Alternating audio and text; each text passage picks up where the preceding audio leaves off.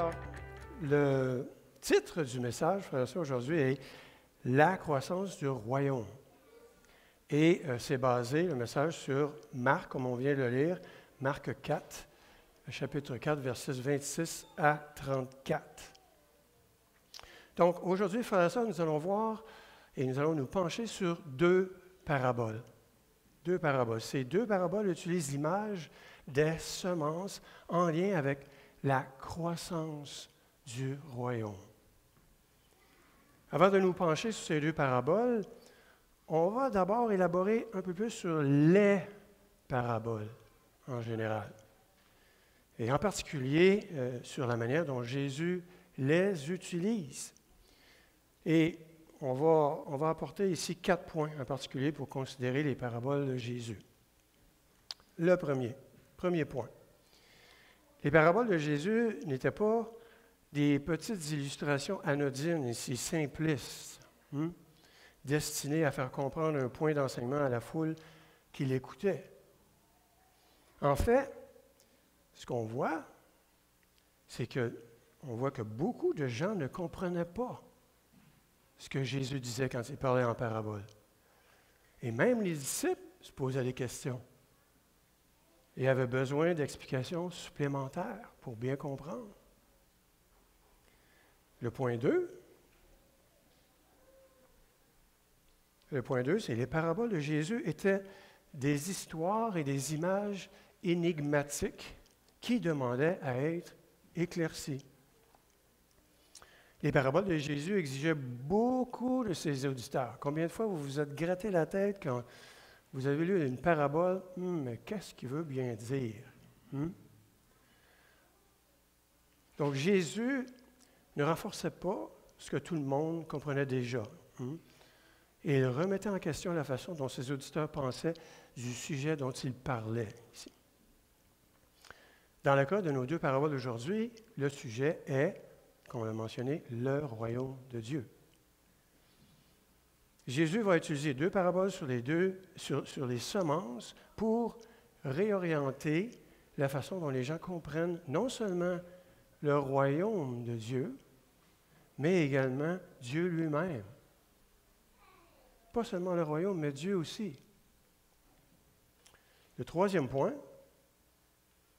ceux qui ont entendu et compris les paraboles de Jésus l'ont fait parce qu'ils le suivaient. Ils le suivaient. Les foules pouvaient des fois sembler comprendre les paraboles, mais seuls ceux qui restaient près de Jésus et s'informaient davantage pour obtenir une bonne compréhension. Ses disciples comprenaient les paraboles parce que Jésus lui-même leur expliquait et leur faisait comprendre. Et c'est ce qui se passe aujourd'hui dans les deux paraboles que nous allons voir aujourd'hui. Si nous venons, frères et sœurs, nous allons les comprendre, si nous venons avant tout avec un cœur ouvert, prêt à écouter Jésus, un cœur humble, nous pouvons être sûrs que Jésus nous en révélera davantage, puisque nous avons des oreilles pour entendre. Jésus a déjà dit, vous avez des oreilles pour entendre, et non seulement entendre, mais comprendre. Les disciples de Jésus n'ont pas peur de la repentance, car ils savent que celui qui leur parle est pour eux, plein de grâce, de miséricorde, de pardon.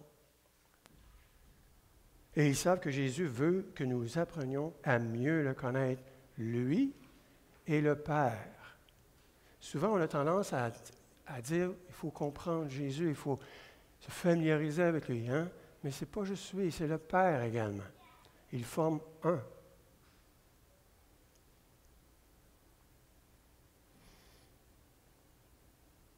Donc, nous écoutons donc avec les oreilles attentives, sachant que celui qui nous parle veut que nous soyons prêts à abandonner nos vieilles façons de penser, nos idées préconçues et erronées. Et le quatrième et dernier point, nous devons également nous rappeler que les paraboles parlent d'une manière ou d'une autre de Jésus. De Jésus. même si le sujet porte sur le royaume de Dieu, comme c'est le cas aujourd'hui, il ne peut être dissocié de l'identité de Jésus. C'est ainsi que nous abordons les paraboles d'aujourd'hui en cherchant quelque chose ici, en cherchant à répondre à la question suivante. Mais qui est Jésus et qui sommes-nous en lui? Compte tenu du sujet et du fait qu'elle nous aide à mieux voir qui est Jésus et qui nous sommes en lui, nous devrions modérer nos attentes en matière de compréhension d'une parabole. Je m'explique ici.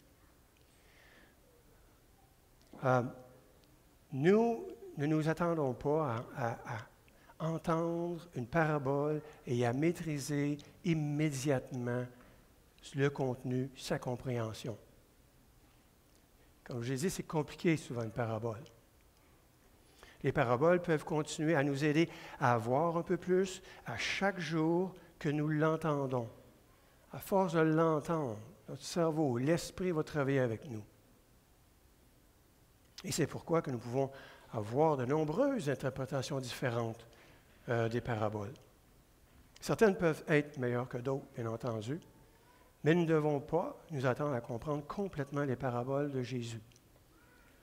Elles nous appellent à une relation plus profonde avec Jésus, à l'écouter encore et encore, confiant que par l'Esprit, il ouvre nos oreilles petit à petit, et même parfois beaucoup, pour le comprendre et faire grandir notre confiance en lui et en son Père.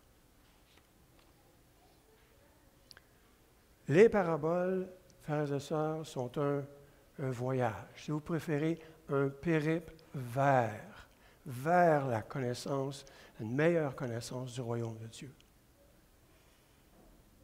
La première parabole que nous verrons aujourd'hui est la première parabole de Marc sur le royaume de Dieu. Et c'est une parabole que l'on ne voit pas nulle part ailleurs dans les évangiles. On la voit juste dans Marc. Mais comme nous devrions nous y attendre, le but de cette parabole est, oui, assez difficile à comprendre. On ne sait pas si nous devons nous concentrer sur le semeur, sur le processus de croissance ou sur la récolte. Le point de vue que nous choisissons ici dans ce message pour nous mener peut nous mener à différentes conclusions. Et pour le message d'aujourd'hui, on va se concentrer sur le semeur comme moyen d'avancer dans cette parabole, sans laisser de côté quand même le processus et la récolte. Cela nous permettra au moins de nous concentrer sur le qui,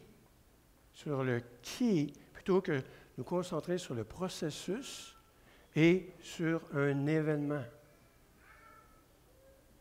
C'est une approche qui est plus sûre, étant donné que nous voulons que la parabole nous aide à découvrir un peu plus qui est Jésus. Alors, il nous faut concentrer sur lui. Aborder toutes les Écritures en gardant à l'esprit la question du qui est toujours le moyen le plus sûr et le plus fructueux d'avancer. Donc, Marc aborde le sujet au chapitre 4, verset 26. Comme nous l'avons lu tantôt. Il dit aussi, en parlant de Jésus, il en est du royaume de Dieu comme d'un homme qui a répandu de la semence dans son champ. Il en est du royaume de Dieu comme d'un homme qui a répandu de la semence dans son champ. Est-ce que c'est clair? On se gratte la tête un peu aussi. Donc, la chose la plus importante à noter à propos de cette parabole, frères et sœurs, c'est celui qui la raconte. Il n'est pas surprenant que ce soit Jésus qui nous raconte cette parabole et non une personne quelconque. Nous pouvons être sûrs que Jésus nous donne cette parabole pour notre bien-être. Ce n'est pas parce qu'elle est difficile à comprendre ou qu'elle contient des images ambiguës que Jésus essaie de nous tromper aussi, ou même de nous cacher des choses qu'il préférait ne pas partager. On peut faire confiance à Jésus.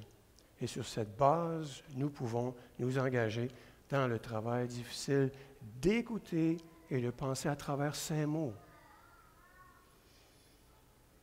Et pour commencer, Jésus est clair sur le sujet de la parabole.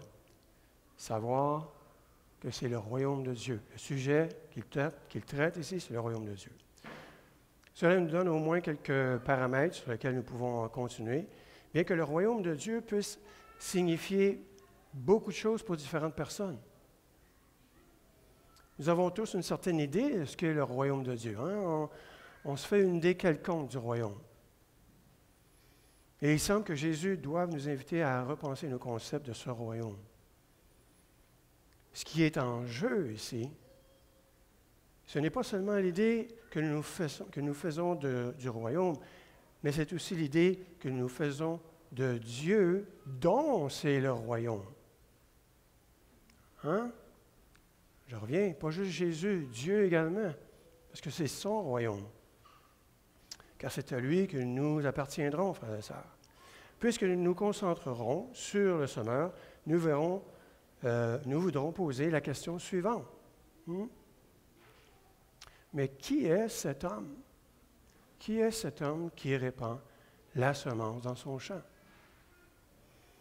Et je vous rappelle que nous ne devons pas lire les paraboles trop littéralement.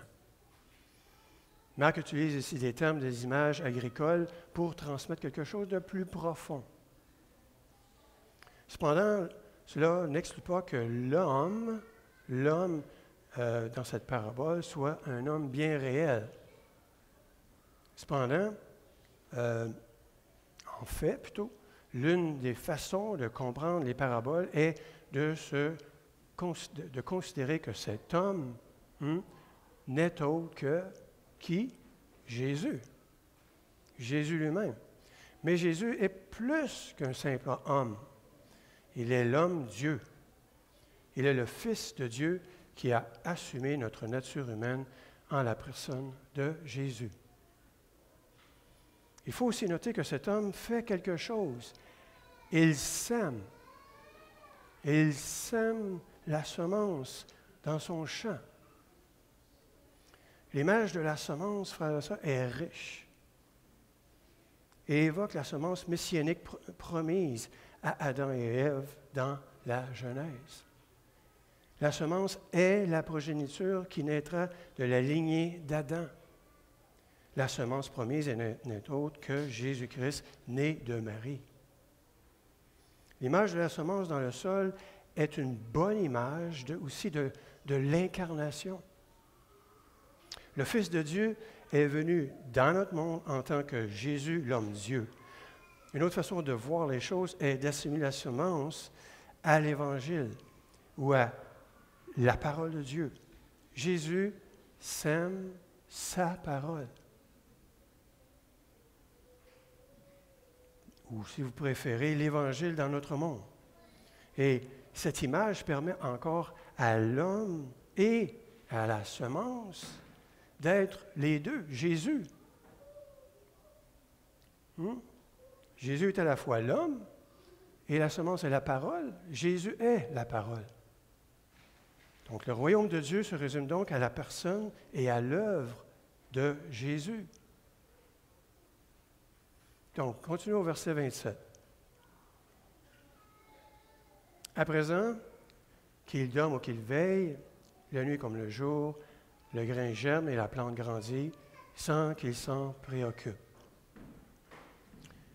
Si nous pensons à Jésus en tant qu'homme, l'image du sommeil et de l'éveil peut certainement nous rappeler la mort et la résurrection de Jésus.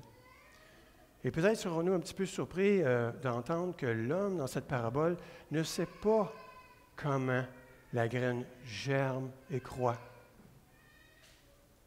Mais cela peut être un moyen de montrer la foi de Jésus dans son Père. Jésus est allé à la croix en ayant pleinement confiance que Dieu savait ce qu'il faisait. Il n'a pas besoin d'explication sur le comment de son plan de salut. Il fait simplement la volonté de son Père. C'est une parole de réconfort pour nous aussi, frères et sœurs, alors que nous suivons l'appel du Père à partager l'Évangile dans notre vie quotidienne. Donc, nous ne sommes pas, frères et sœurs, chargés de faire germer et pousser la graine. Nous sommes simplement appelés à être fidèles à ce que le Seigneur nous a donné.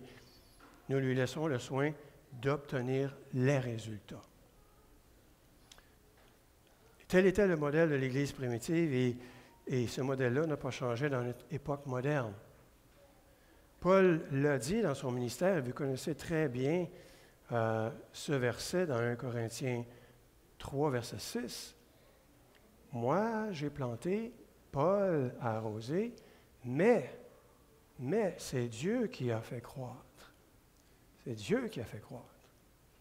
Et quel soulagement, frères et sœurs, que nous n'ayons pas à porter le fardeau de la croissance du royaume. Ce n'est pas notre responsabilité. S'il y a quelque chose que nous devons faire croître, c'est notre foi dans le Seigneur. La manière dont Dieu choisit de faire croître le royaume, selon son propre calendrier, ne nous concerne pas.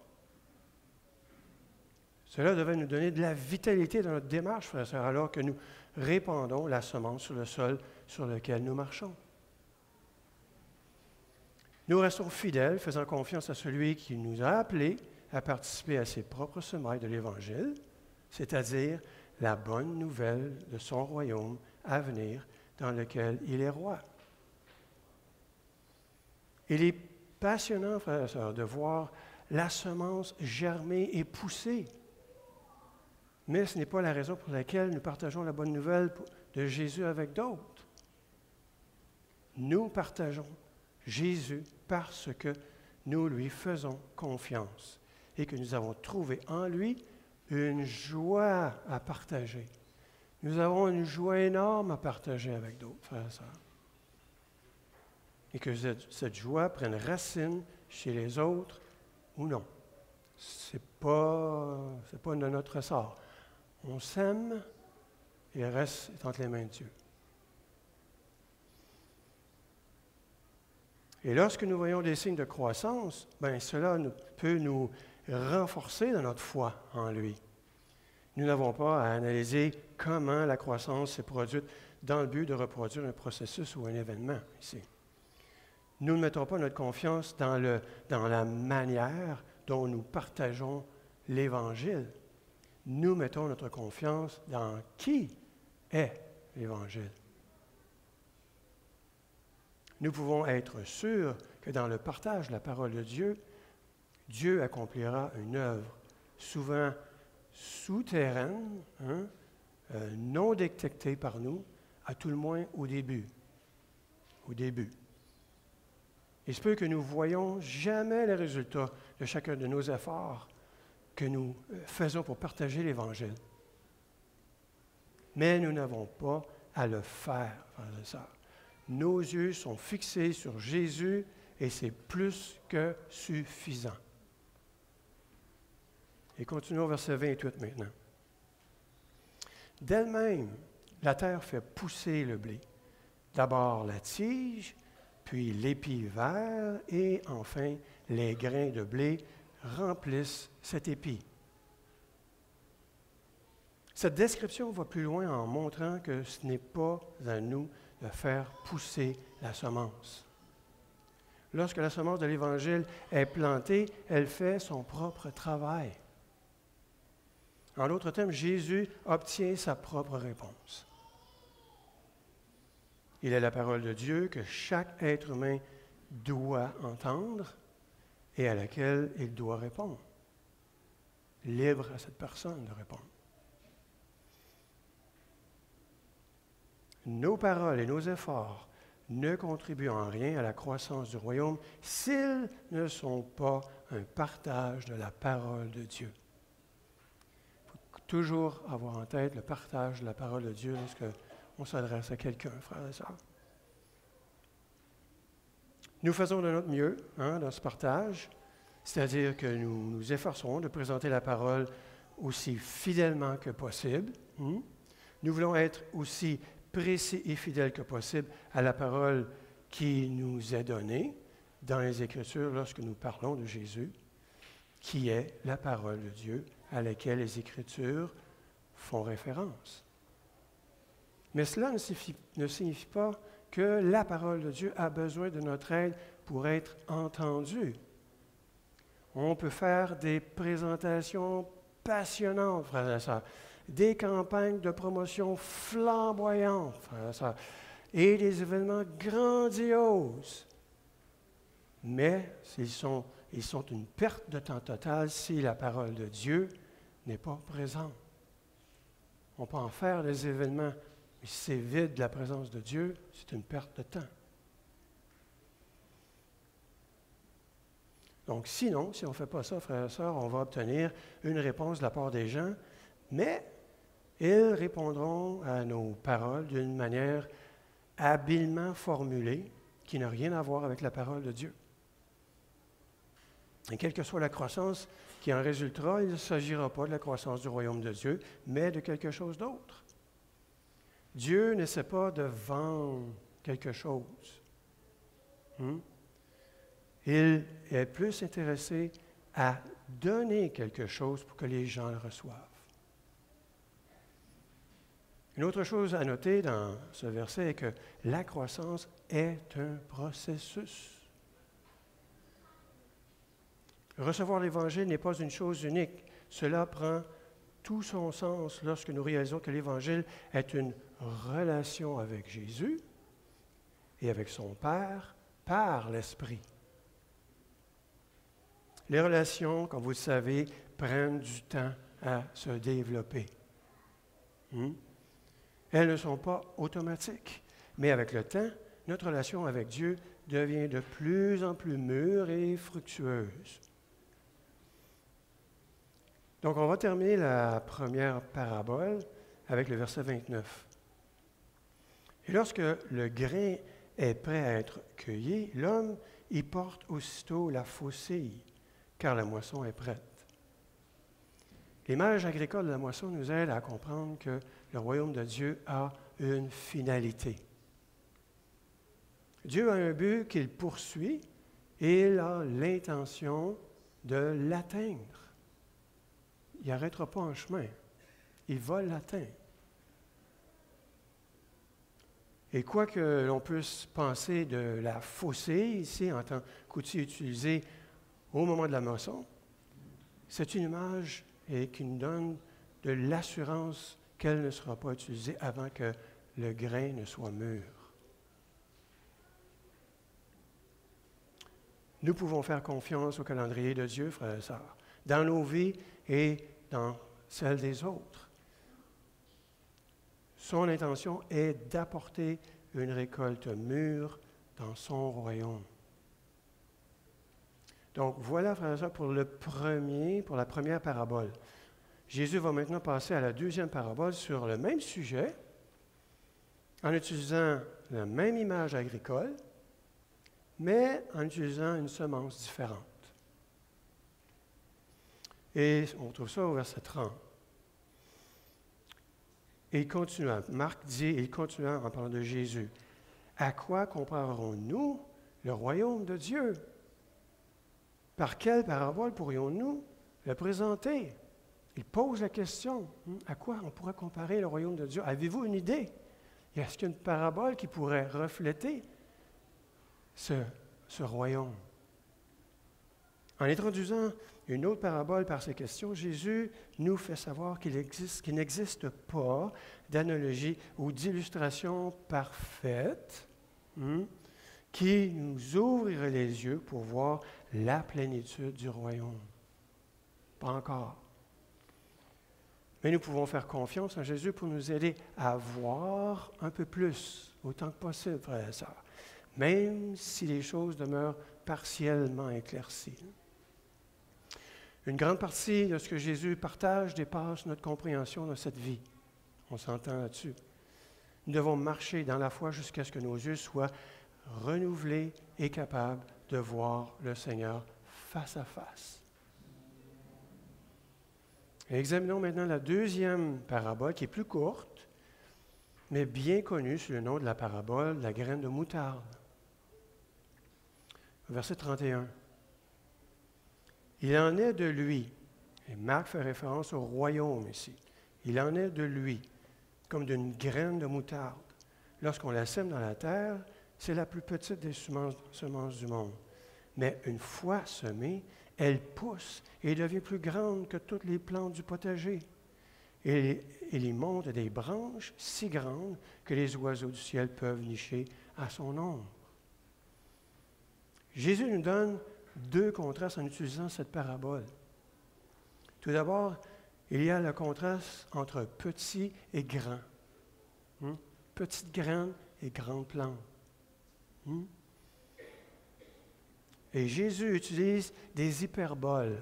C'est quoi des hyperboles? Il exagère. Il exagère pour parler et souligner ce qu'il veut parler. Souligner.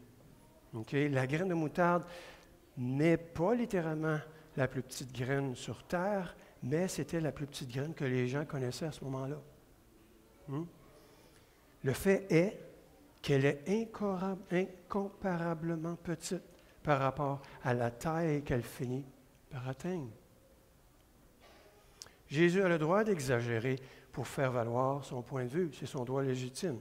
Et ce qu'il dit nous apprend quelque chose sur l'identité de Dieu. Le Dieu que nous voyons en Jésus-Christ n'a pas peur de commencer tout petit.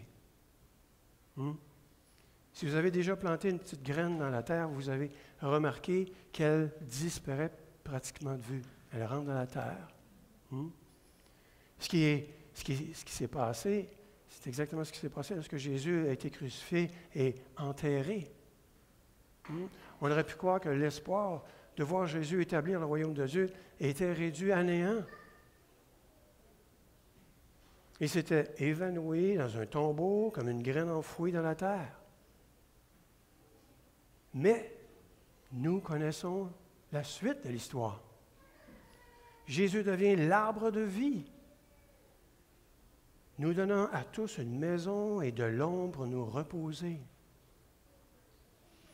Le contraste entre la petite graine de moutarde et la grande plante qu'elle produit nous montre que nous pouvons faire confiance à Dieu pour que nos propres efforts, nos efforts fidèles, aussi petits qu'ils peuvent être, se transforment en temps voulu en une bénédiction fructueuse pour de nombreuses personnes.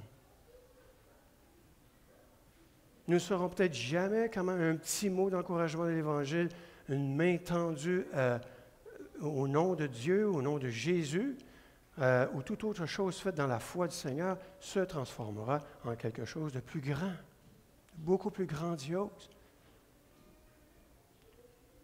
Un jour, Jésus nous prendra peut-être à part et nous montrera la grande plante qu'il a fait pousser grâce à notre fidélité à son égard et dont nous n'avions aucune idée. Je l'espère qu'un jour, on va avoir cette joie-là d'être avec Dieu et de voir l'impact de ce qu'on a pu faire. Nous serons peut-être étonnés de voir comment Jésus a utilisé nos petits efforts pour faire pousser des provisions de repos et de réconfort pour de nombreux voyageurs fatigués dont la vie était en suspens. Dans l'ensemble, frères et sœurs, le royaume de Dieu comporte une grande part de mystère. On s'entend là-dessus. On ne voit pas tout en ce moment. On n'en voit qu'une toute petite partie. Nous sommes appelés à faire confiance à celui qui est à l'œuvre dans la croissance du royaume. Il se peut qu'il ne ressemble pas du tout à ce que vous avez en tête. Et c'est tout à fait normal, frères et sœurs, parce que c'est son royaume. Nous venons de voir, frères et sœurs, 2 paraboles sur la semence pour réfléchir sur la croissance du royaume. Mais voyons maintenant comment Marc conclut le chapitre, ici, au verset 33 et 34.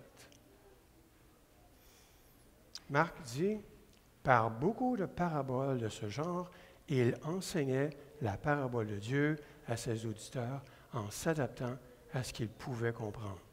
Il ne leur parlait pas sans se servir de paraboles et, lorsqu'il était seul avec ses disciples, il leur expliquait tout. Il leur expliquait tout. C'est comme ce qu'on disait au début de notre message, que ceux qui restaient près de Jésus avaient une explication. Le passage se termine par le fait que Jésus passe un peu de temps seul avec ses disciples pour expliquer les paraboles. Jésus marchera toujours à nos côtés. Soyez-en convaincus, frères et sœurs, pour nous révéler de plus en plus les mystères du royaume de Dieu. En d'autres termes, il reste avec nous, nous aidant à voir de plus en plus qui il est et qui est son Père, par l'Esprit. Il arrive que nous soyons un peu confus quand on entend la parole de Dieu. C'est normal. Mais nous pouvons être sûrs que nous ne sommes jamais laissés seuls. Jésus veut que vous le connaissiez davantage. Il veut que vous soyez près de votre Père. Et il est un Père gracieux, aimant. Et vu que vous voyez qu'il est digne de confiance, avec que vous puissiez mettre votre confiance en lui et grandir dans cette confiance jour après jour. Et ainsi, vous serez préparés à entrer dans le royaume de Dieu. En fin de compte, c'est de cela qu'il s'agit dans son royaume, frères et sœurs. Vivre en présence de celui qui est digne de confiance, qui est entièrement pour vous et qui vous fait grandir dans la vie abondante qu'il a pour vous. Que vous commenciez à peine votre voyage dans la foi ou que vous l'avez entrepris depuis des décennies, vous pouvez placer votre confiance en lui et grandir dans cette confiance.